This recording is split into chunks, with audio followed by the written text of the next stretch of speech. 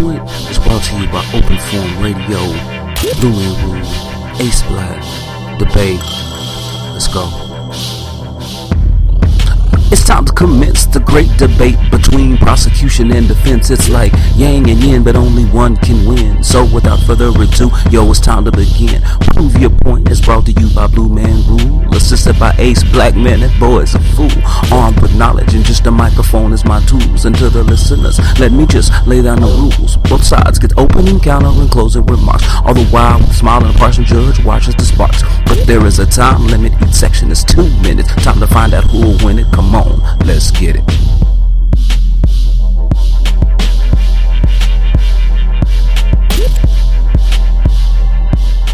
Welcome back, everybody. This is Prove Your Point, episode 55, recorded on Friday, September 26, 2014 at approximately 1:36 p.m. Central Standard Time. I am your host, your sole host today. I'm Larry, aka Blue Man Rule, and this will be a quick show, but it's and I apologize for not getting the show out to you guys the last couple of weeks. I've been painting, been trying to move this place here, so trying to get it ready to go. So PYP may go on another hiatus, a short hiatus, to try to get this house sold. So, family first. So we'll get that all handled up. But in the meantime, I wanted to get to some feedback from some folks from the last Prove Your Point. I had a lot of people just chime in on what they thought, and a lot of people seemed to really enjoy the show.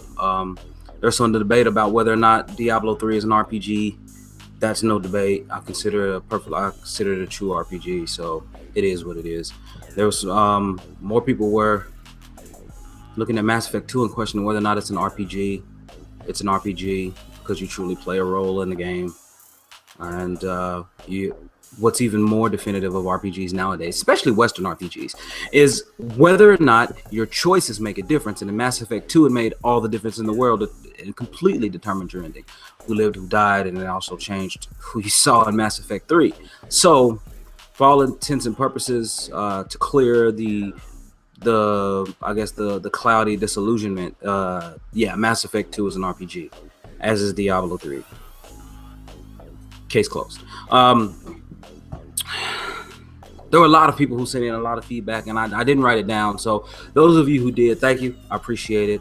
And feedback didn't come in formal channels, just through the social networks, Twitter, Google+, just passing people in chat rooms or in parties who said they really enjoyed the show. So I really appreciate you taking the time to listen to Prove Your Point and sitting down and giving me a chance to and responding with your feedback, because that really helps us. So.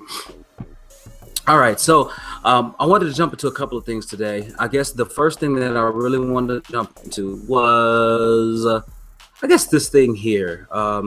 And this thing here, I'm referring to Michael Pachter, and I'm referring to him thinking that Microsoft is looking outside Xbox, not the channel, but they're looking forward to what's going to happen down the line outside of Xbox. And well, let me just say that, of course, they are.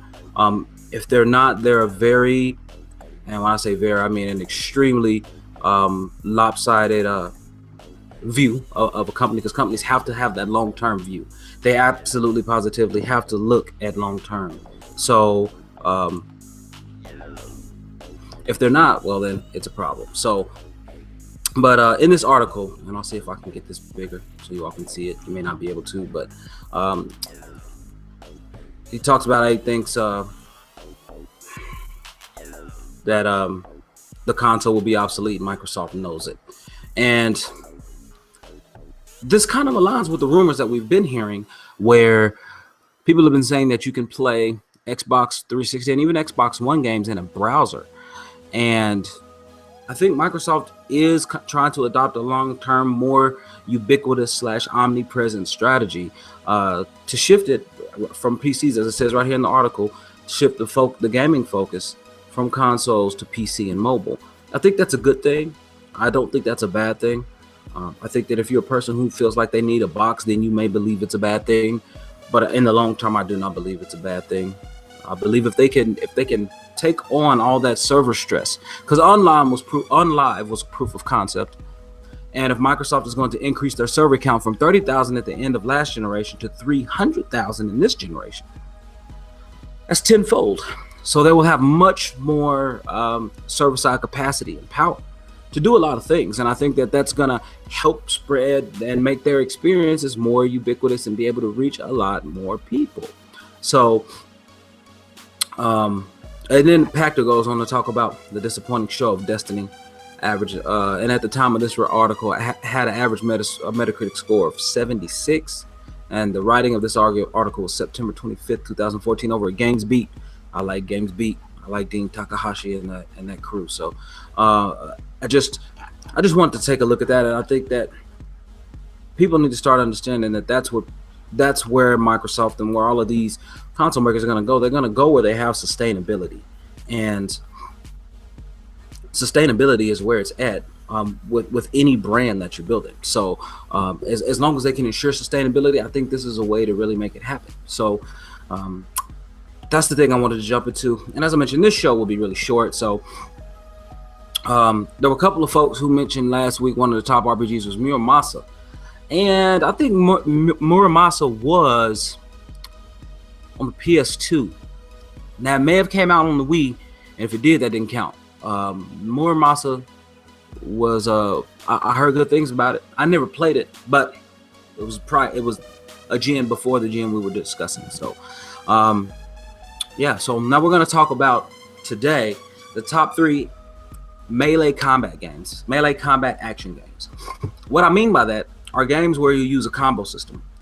That's what I mean by that in particular, because there are a lot of games that you use fighting, because technically Sleeping Dogs does not have like a combo.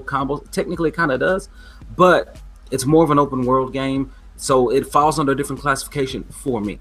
But I would have had it in here if it fit the category, but it does not. So with that being said, and these games are games that you and I both know as like God of War, Dante's Inferno, Devil May Cry, those type of games that have action combat. You have combos that you can learn throughout the game. This isn't a tight definition, just a loose definition. Has a lot of combos. You can string together different combos. You can do certain things. A lot of times you can change weapons. Those are the type of combos that I'm talking about, right? So, man, to kick everything off, for me, I'm going to go with my honorable mention right out the gate. Heavenly Sword on the PS3, made by Ninja Theory. Look, Heavenly Sword was an amazing game. You played as Naruto, long red-headed girl who picked up a forbidden sword. And she went through the game, and the forbidden sword allowed you to use 3 separate stances. A power stance, a speed stance, and a distance stance, which was like, well, the speed was the distance stance, and then a basic stance, right? So the speed the speed stance allowed her to move really fast, and it was a distance weapon, so the weapon kind of like disconnected and came out, kind of like Kratos' chain is what it kind of looked like, right? So you wouldn't inflict a lot of damage, but when you switch to the power one, which I believe was orange, then you really could inflict a lot of damage. Now, here was the thing. The only way you could block in that game is if, when you were being attacked, you could recognize, A, the stance that you were being attacked from, and B, switch to that stance on your own. It's the only way you could block in that game. So you really had to be extremely cognizant of animations. You had to be and pay very close attention to the color of the enemies or their sword, because that was the key. That was the tell. So that they gave you the ability to block. Now,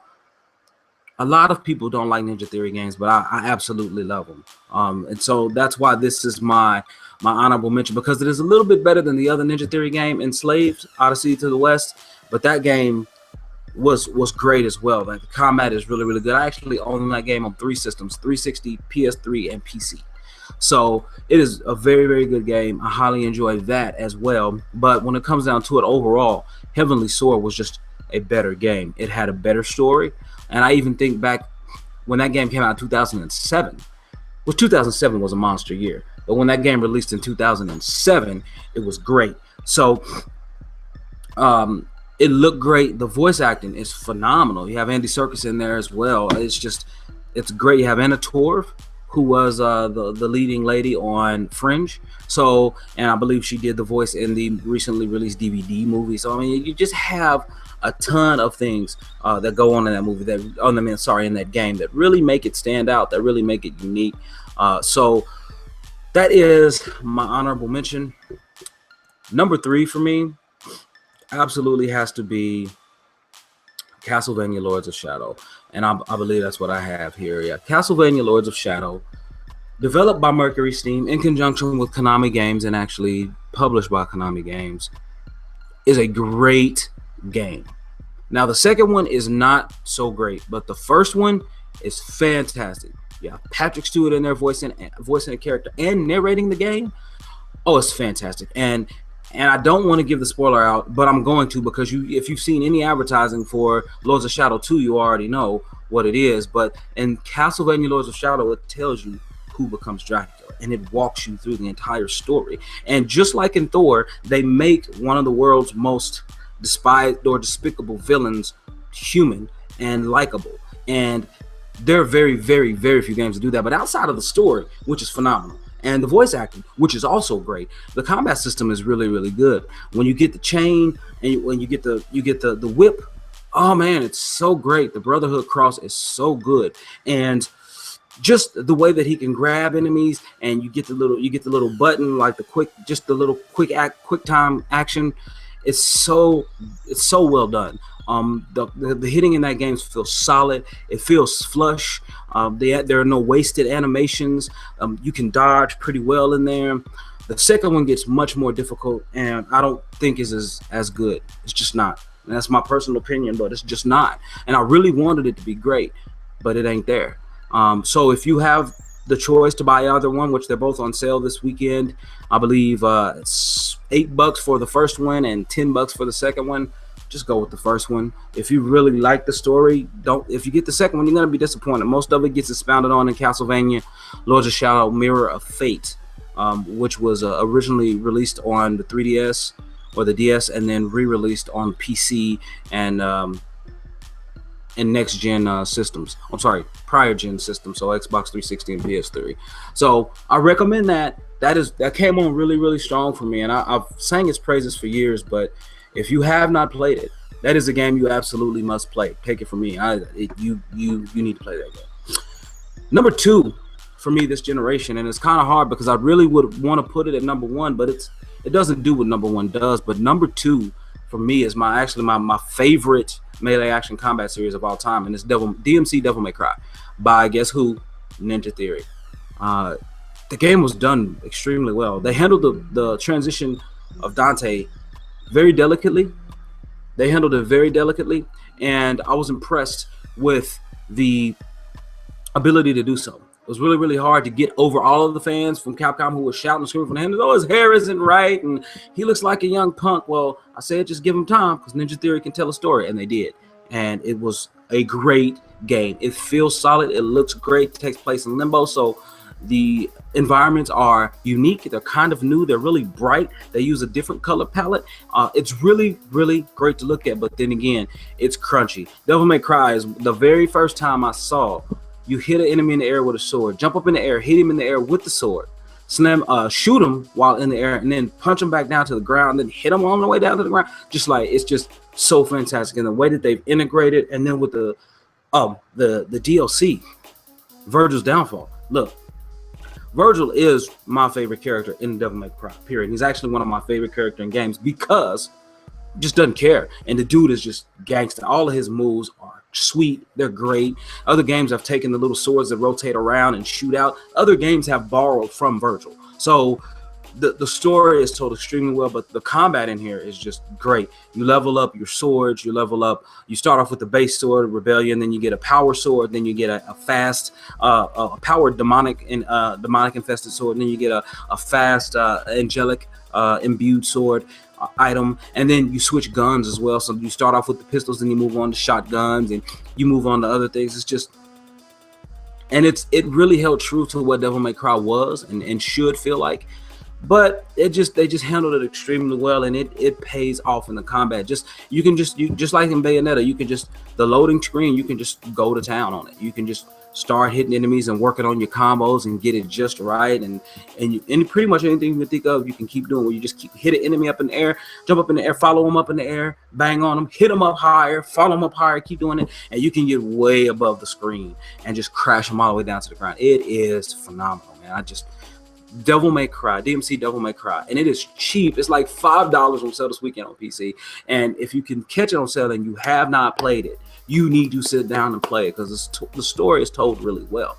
And especially if you can play it on a PC, it looks really good. It even looks really good on 360. That's why I played it at first. So I highly, highly recommend DMC Devil May Cry.